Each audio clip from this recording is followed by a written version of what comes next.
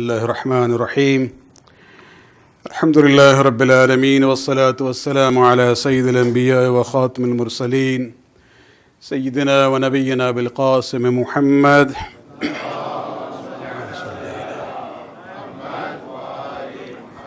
وعلى أهل بيته الطيبين الطاهرين المعصومين الذين أذهب الله عنهم الرجس وطهرهم تطهيرا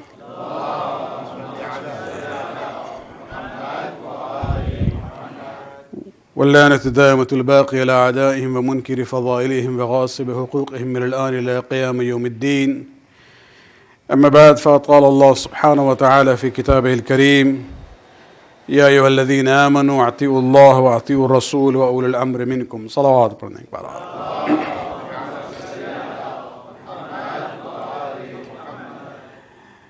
tonight's gathering is to celebrate the birth anniversary of someone whom we call Sibt Akbar, the older grandson of Rasulullah, the first son of Ali and Fatima, our second Imam, Imam Hassan al-Mujtaba alayhi salatu wassalam.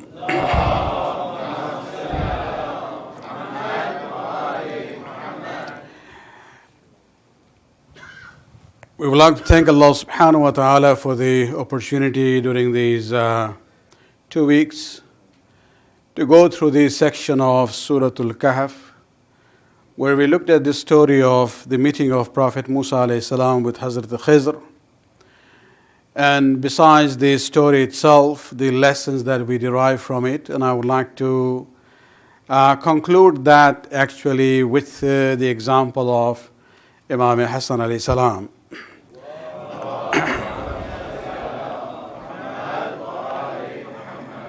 But before that, let me, as a preamble to the discussion, emphasize a point that I made last night, that an important message that we get from the story of Musa and Khidr is the issue of, what should be our outlook when it comes to the rationalization of Sharia laws. And we talked about the 4 categories that I mentioned, don't want to repeat that. But I ended with a segment that there are certain Sharia laws whose purpose and wisdom or the reason behind them are not clear as yet to us. They are not self-evident. Quran and Hadith doesn't talk about it. Modern science has not yet been able to discover the benefit behind those laws. But believing in the overall system of Allah subhanahu wa ta'ala, believing in Him as Hakim and Alim, all wise and all knowing, we have to accept those laws and submit to Him. That is the whole purpose of Islam, to submit to the will of Allah subhanahu wa ta'ala. We can continue our quest to know the reasons behind those laws, but we cannot suspend the action and implementation of the laws on our understanding. And that is also very relevant when we look at this whole issue about our obedience to the Imams. When we talk about the Imams of Ahlul Bayt, we have to realize that, we believe them to be the leaders appointed by Allah subhanahu wa ta'ala. The divine appointment of the Imams is something beyond any dispute in the Quran. All the ayat of Quran where Allah subhanahu wa ta'ala talks about a'imma or imam, He always talks about He uses the words ja'ala, ja'alna. He is the one who made the imam. He is the one who appointed the imam. All the way from Adam. Inni ja'iluka, when He talks to the malaika, He says, Inni ja'ilun fil ardi khalifa. I am going to make or appoint a Khalifa on the earth. When He talks to Ibrahim, Inni ja'iluka linnas imama. Again He says, I appoint you as an Imam.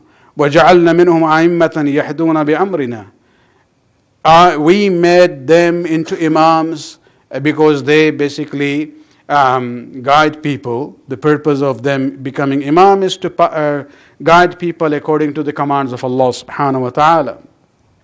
So Allah appoints the Imams and He gives them 2 special qualities. Number 1 is infallibility and number 2 is ilm. And so you have these three things together: appointment from Allah subhanahu wa ta'ala, infallibility that Allah has given to them, and the spatial knowledge that they have. When you put all these three things together, then we look at ourselves. If the Imam is there and whatever he says, then it is expected of us to absolutely, unconditionally obey them. Whether we understand their command or not doesn't matter. We have a right to ask the question. We have a right to, think about it, research about it. But we cannot suspend our obedience to the command of the Imam because I don't understand it.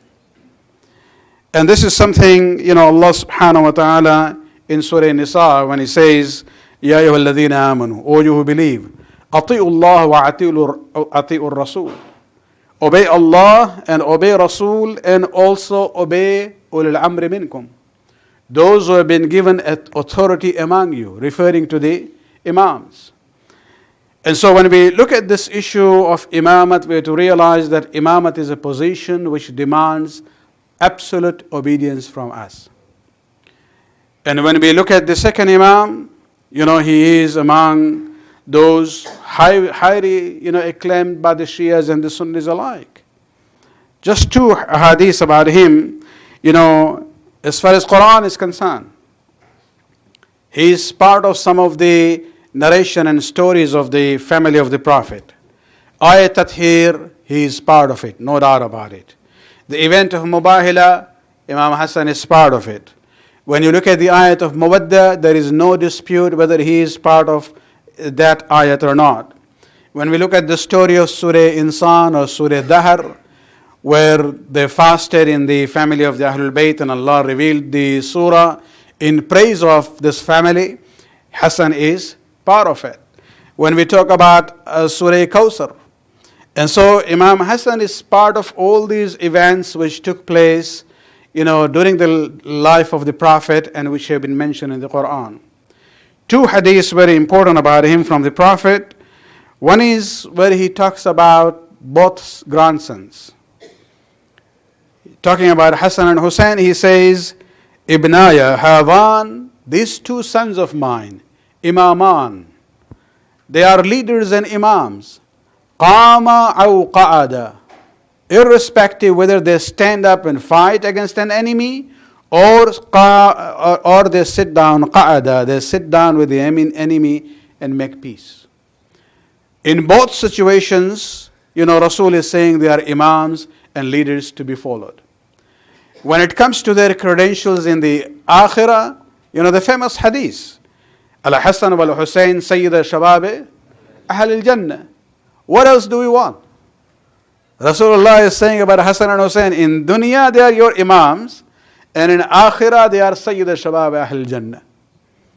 There can be no better, credentials for anyone, the way we see in the words of the Prophet about Hassan and Hussein alayhim salatu wassalam. Salawat upon the Akbar.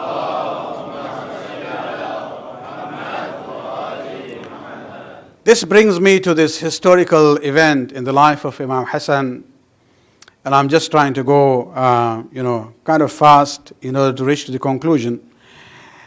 One of the major events in the life of the second Imam is this peace treaty, or the truce that he signed with Muawiyah.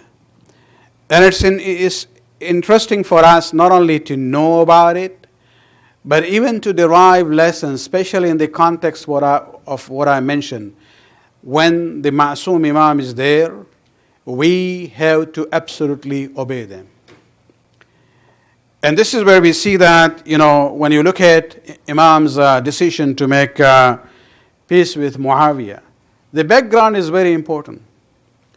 Amir al-Mu'mineen fought against Muawiyah in Siffin, and that battle, because of the circumstances that was inconclusive. After that, Amir al-Mu'mineen had to deal with the Khawarij. The Battle of Naharawan took place. And after that, Ali wanted to go back to the issue of Muawiyah. Time and again, he will ask the people of Iraq, especially Kufa, to mobilize and to get ready for another battle. But the people of Iraq were now only half-heartedly with Ali. For different reasons. Many of them who were there in Siffin were not there necessarily because they had hubbi Ali and love for Ali. No, they were there because they had bughz of Muawiyah. They didn't like Muawiyah, and they considered Ali to be better of the two alternatives. Not necessarily they believed in him fully. And so Amir al-Mu'minin used to say, what's happening with you? When I call you for mobilization in winter, you say it's very cold. When I call you in summer, you say it's very hot. When are you going to be ready?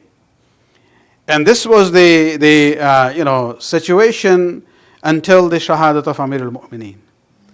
And so Imam Hassan alayhi salam actually took over under very unstable situation. He could not totally rely on the loyalty of the people. But Imam Hassan decided to continue the process and the campaign of his father. And he was able to raise 40,000 soldiers, mobilize them, and he asked them to gather in Nukhayla, which is outside Kufa. This was basically the area where the army would camp. And once they were there, this is where Imam basically met that into his headquarters. And he asked about 12,000 soldiers to move forward and go to the area known as Maskan, where they were face to face with Muawiyah's army. And these 12,000 people were under the command of Ubaidullah bin Abbas. This is cousin of Amir al-Mu'minin, brother of Abdullah bin Abbas. His name is Ubaidullah. And Imam Hassan made him the commander of those 12,000 forces there. And he also appointed Qais bin Sa'd bin Ubadah as the deputy. That if something happens to the commander, then you will take over. Now see what happens. Imam Hassan is back with 28,000 soldiers. And Ubaidullah bin Abbas is there in the front with 12,000.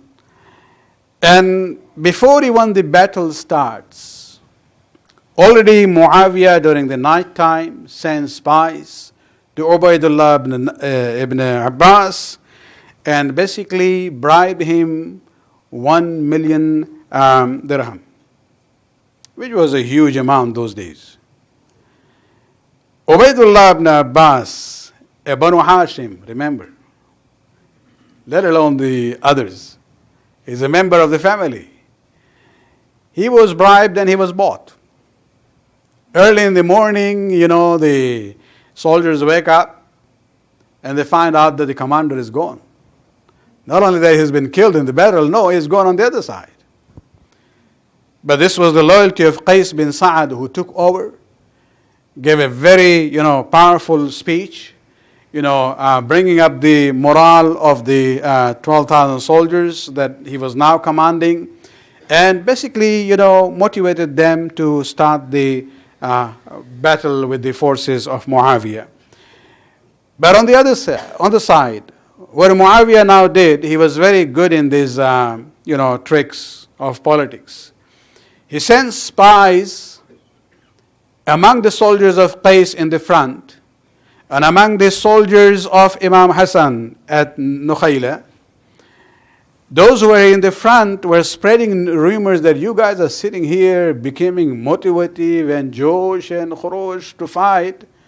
Don't you know that Hassan there at the back has already signed peace treaty? Which was not true.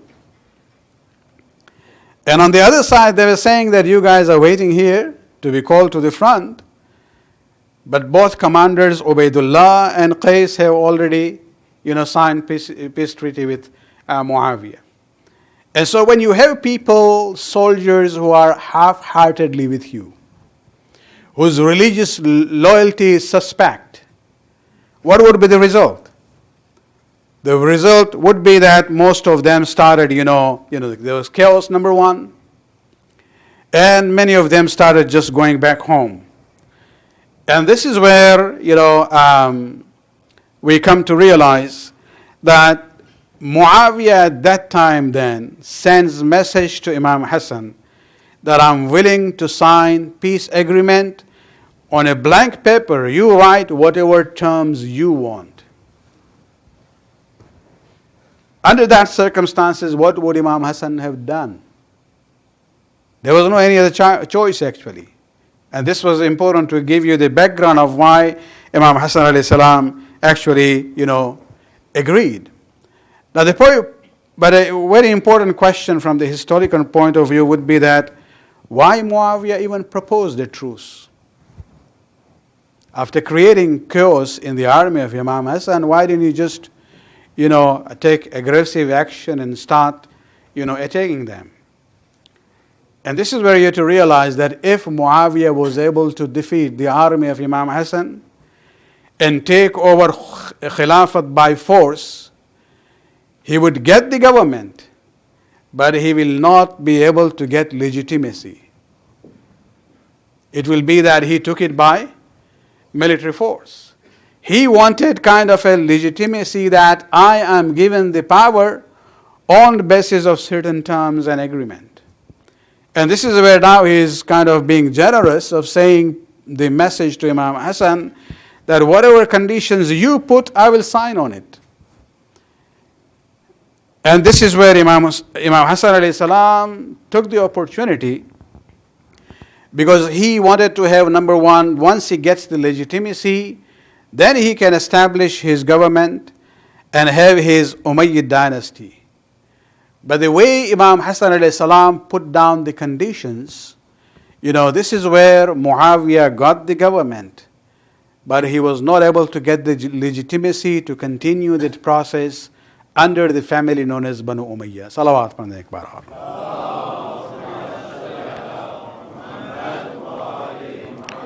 Just a summary of the conditions that Imam put in there. Number one, Muawiyah will act according to the Book of Allah and the Prophet's Sunnah and the example of virtuous Khulafa.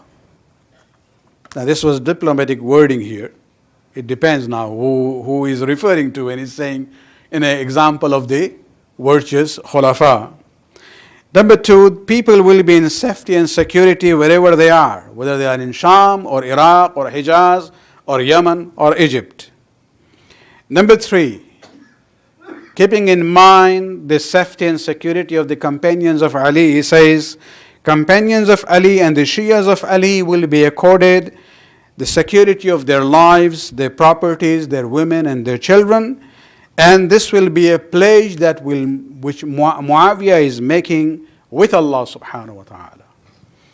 And number four, Muawiyah will not conspire against Hassan bin Ali or his brother Hussein or anyone from the family of the Ahlul Bayt, secretly or openly. And number five, and this is the most important one, he said Muawiyah does not have the right to appoint anyone as his successor. If he dies, the government will come back to Hassan. And if by that time Hassan is dead, then it will go to his brother Hussein. And this is where the last condition basically takes away the legitimacy from the entire, Umayyad dynasty. Because this was violation of the conditions that Imam Hassan alayhi salam had put before signing this truce and this agreement. Salawat pradhen.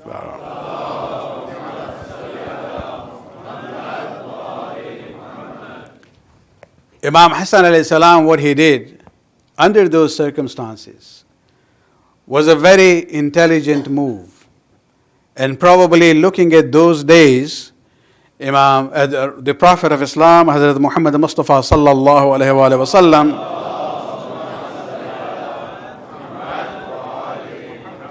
praised Imam Hassan in a very beautiful way. He says, لو كان العقل إنسانا لكان الحسن. If intelligence could take form of a human being, it would be in form of Hassan bin Ali alayhi salatu wasalam.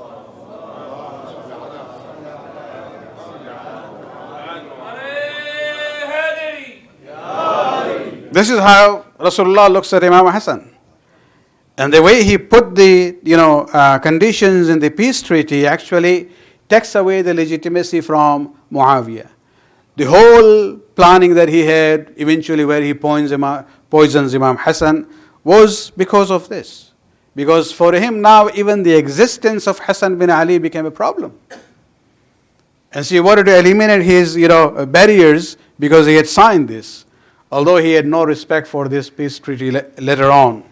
But let me now come to this whole message that we get from the story of Musa and Khidr, and connect that with the decision of Imam Hassan alayhi salam. For me and you, it's very easy to sit down, look at the books of history, look at what happened before, and look at the consequences later on, and understand the wisdom of Imam Hassan, and say, yes, what Imam Hassan had done was the right thing to do at that time. But think about the Shias, and I'm not even talking about those whose loyalty was suspect. I am talking about those who were 100% Shia of Ali, around Imam Hassan. At the time when Imam Hassan decided to sign this agreement with Muawiyah, what was their reaction? We would expect them, of course many of them were like that, no doubt about it, that if Hassan bin Ali as a Ma'soom Imam, appointed by Allah subhanahu wa ta'ala, as a hujjat of Allah subhanahu wa ta'ala, makes a decision, their duty is just to believe in him and obey him, absolutely, without any conditions. But unfortunately, there were some very prominent Shias of that time who had difficulty in digesting this decision of the Imam. And I'll give you one name, and that is the name of Hujr bin Adi al-Shahid, a very great companion of Amir al-Mu'mineen. We cannot doubt his loyalty to Ali and Shiaism. He actually later on gave his life. He was killed because of the love for Ali, where he could not tolerate the words of abuse against Ali in the Friday khutbahs, and he would stand up in protest all the time. That's where they arrested him, made charges, dubious charges against him, and sent him to Muawiyah, where he was given a choice. Either you do la'an of Ali, or we will kill you. And Hujr actually chose to be killed. And so we respect him even now, rahmatullah alayhi, he is shaheed. But the important point is that for us, at that moment in history, Hujr bin Adi was not the role model. Before that, yes. After that, yes. But at that moment, he was not willing to accept this decision of Imam Hassan. And this is where we have to realize that sometimes, our emotions take over our reason. In Dua Sabah, in Fajr, there is a point where you go into sajda and you recite this dua. One of the statements that we say there, confessing to Allah subhanahu wa ta'ala, where we say, Aqli maghlubun wa hawa'i ghalib, that my aql has been overcome and my emotions have overcome it. At that moment in history, this was the example of Hujr, unfortunately, where he comes to Imam Hassan alayhi salam and he uses the expression where he says, O son of the Prophet, I wish I had died before this event. You have taken us from justice and handed us to injustice. You have made us relinquish the truth that we have and have pushed us into hands of batil and falsehood. We have put ourselves into humiliation and such a calamity that we had never faced before. These words coming from Hujr bin Adi. According to historians, فَاشْتَدَّ عَلَى الْحَسَنِ كَلَامُ Hujr. The words of Hujr were very hurtful to Imam Hassan bin Mujtaba. And this is where we have to realize that, it could be a moment of test and trial. Of course, I'm sure he is forgiven, and even Imam Hassan would forgive him. Because he was speaking, based on his emotions at that time. It was not an issue of, not to have that iman. But at that time, he was overcome. And this is where Imam says to him as a benevolent leader, as an Imam who is, has this shafaqat and mercy for his followers, he says to Hujr, I saw that the majority was ready for truce and were reluctant to go to war. And I didn't want to force them to something they didn't like. In this situation, I decided to make peace in order to save the lives of my Shias and postpone this war for some other time. Means even your life, I am saving it by making this truce here. And this is where we have to realize that, when it comes to Allah and Rasul, whatever command that they give to us, and the Imams, whatever decisions that they make, our duty as the Shia is nothing but to obey, even if you are not able to understand and digest that. Salawat.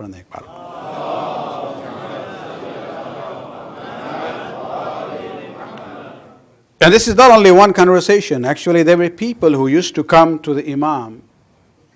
And this is what I'm saying, sometimes we should thank Allah that we were not put in that test. There were Shias who would come to the Imam and address him in a way they will say, Assalamu alayka ya mudill al-mu'mineen. Na'udhu billah, saying, Salam on you, O the one who humiliated the mu'mineen. If the enemies say that's one thing, but when your own followers say that, it becomes very hurtful. One of those who had this objection was Abu Sa'id al-Aqisa. He came to the Imam. And this is where I would like to, this was the reason of bringing this example, that the second Imam actually relates that to the story of Musa and Khidr. Imam says to Abu Sa'id, when he objected, he says, why did you do this? And Imam says, Ya Abu Sa'id, alastu hujjatullah ala khalqihi wa imaman alayhim ba'da abi? Am I not the hujjat of Allah on the people after my father? Am I not the Imam? And Abu Sa'id says, yes. And then Imam says, alastu alladhi qala Rasulullah li wa li akhi al Hassan wal Hussein imaman qama wa qa'ada? Didn't my grandfathers say about me and my brother Hussein that we are Imams, whether we stand up and fight or we sit down and make peace? He said, yes, this is true. And that's where Imam says, فَأَنَا إِذًا إِمَامٌ لَوْ قُمْتُ وَإِمَامٌ إِذْ قَعُدْتُ. And therefore I am your Imam, whether I stand up and fight or sit down and make peace. And then Imam explains two reasons he gives that explanation. Number one, he says, my peace treaty with Muawiyah is not different from peace treaty of Rasulullah with the Mushrikeen of Mecca. The only difference is that Rasulullah made peace with the people who were kuffarun bit tanzil, who rejected the revelation of the Quran. And I made peace with those who were kuffar bit ta'wil, who rejected the ta'wil of the Quran. They don't reject the wordings of the Quran. Otherwise, my situation, Rasulullah's situation is same. And then he says, this is the example of our theme. Ya Aba Sa'id, إذا كنت إماما من قبل الله تعالى ذكره, if I am the Imam appointed from Allah subhanahu wa ta'ala, لم يجب أن يصفها رأيي فيما عتيته من مهاندة أو محاربة. Then nobody has a right to criticize my opinion whether I make fight with the enemy or peace with enemy. وإن كان وجه الحكمة فيما عتيته ملتبسا, even if the purpose and the wisdom behind my action is not clear for people. And that is a message for us. ألا ترى الخضر لما خرق السفينة وقتل الغلام وأقام الجدار سخط موسى عليه السلام فعله لاشتباه وجه الحكمة عليه حتى أخبره فرضي. It says, don't you see the story of Khidr?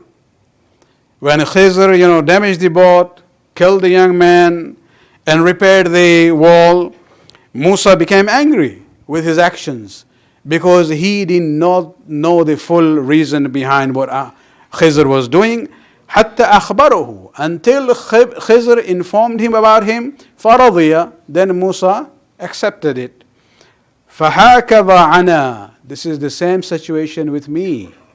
سخطتم علي بجهلكم بوجه الحكمة فيه. You are angry with me. You are protesting against me because you don't know the purpose and the benefit behind this.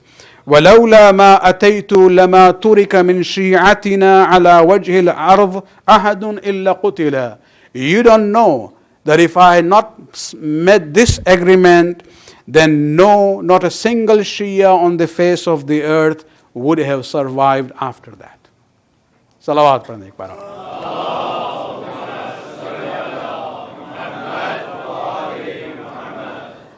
And so this is where we see that Imam Hasan alayhi salam actually relates this situation by saying that I am the Khidr of Zaman and all you are Musa. You were not able to understand the wisdom of what I was doing, and therefore you protested. But this is where you have to realize and you have to believe in my judgment. For us, the example actually is Hussein bin Ali. Hussein was with his brother Hassan. And this is where we have to realize that, if Imam Hassan was there, didn't make any protest on this issue. Not only that he respected his brother as the Imam of the time and agreed with that, agreement. He respected the agreement even after the wafat of Imam Hassan.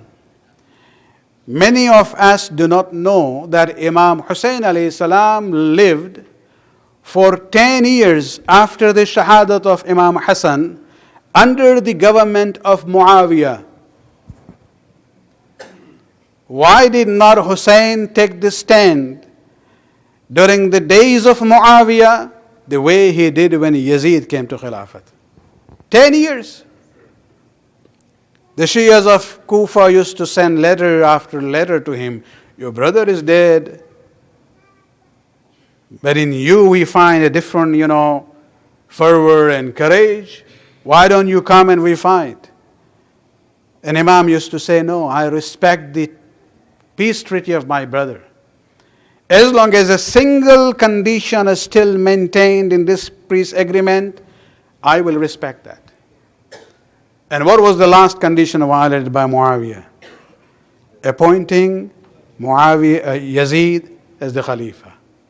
When that is violated with the death of Muawiyah and Yazid becomes the Khalifa, that's where Hussein took his first step. Let me put it this way. The first step of Hussein is based on the foundation of the peace treaty of Hassan. Don't ever say that, Hussein was revolutionary, bade inqilabi the. Shajid the aur Imam Hassan baharal sulh pasand the, thande dimag ke the. There is no difference between Hassan and Hussein. If you had reversed the circumstances, दोनों का decision वही होता. अगर हसन होते Karbala में वही होता जो हुसैन ने किया है, और अगर हुसैन वहां हसन की जगह पर होते वही करते जो हसन ने किया. सलावत पढ़ना एक बार और.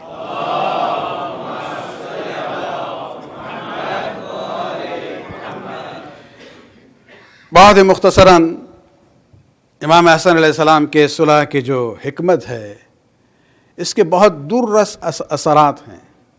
वक्त में इतनी गुंजाइश नहीं है, लेकिन आप फर्ज कर लें हाइपोथेटिकली अगर इमाम हसन ने सुलह न की होती तो नतीजा क्या होता? दो ही नतीजे हो सकते थे. या तो ये सब कत्ल किए जाते, यही होता ना, जंग होती और सब शहीद हो जाते. लेकिन हिस्ट्री के पास, तारीख के पास फिर ये मौका होता कि भाई मुआविया ने तो सुलह की पेशकश की थी, हसन ने इनकार किया था. पूरा ब्लेम ये डालते इमाम हसन पर कत्ल होने के बाद कि भाई मुआविया ने तो सुलह की बात की थी, यही लोग तैयार नहीं थे.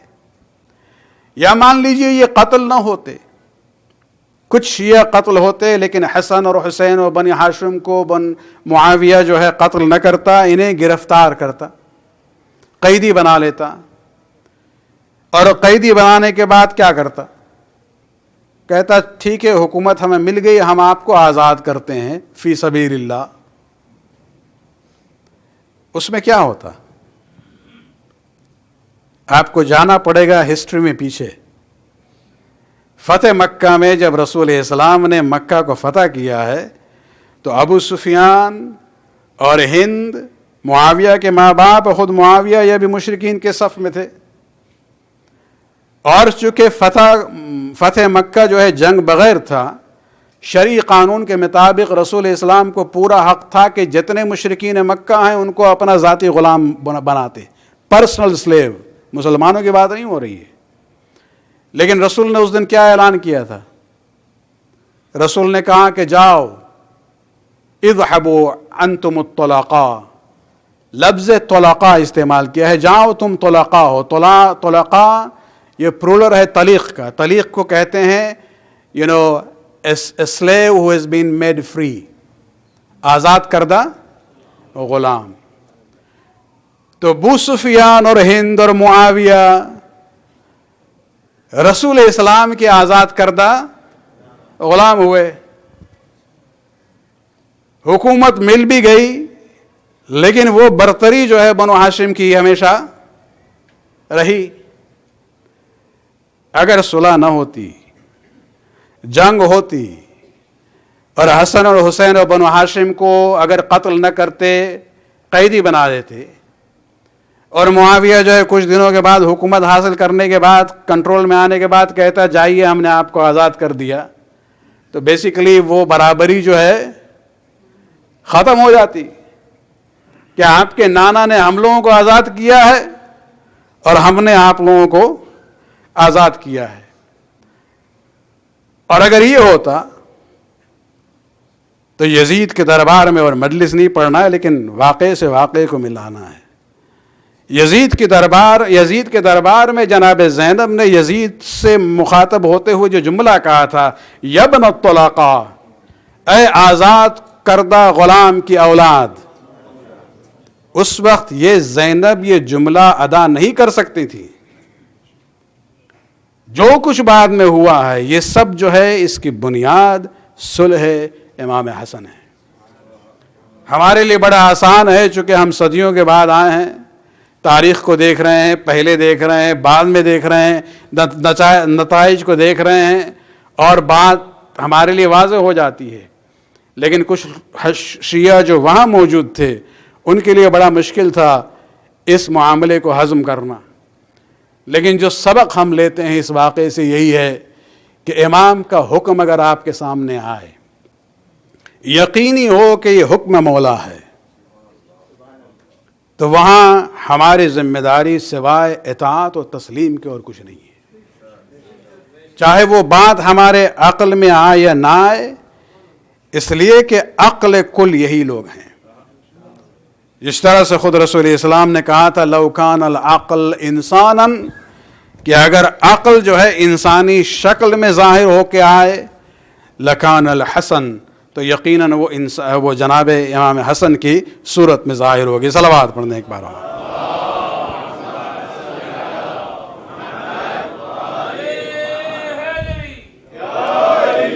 خداوند اس کے بعد قبول فرما، ہمارے گناہوں کو بخش دے، ہماری توفیقات میں اضافہ فرما۔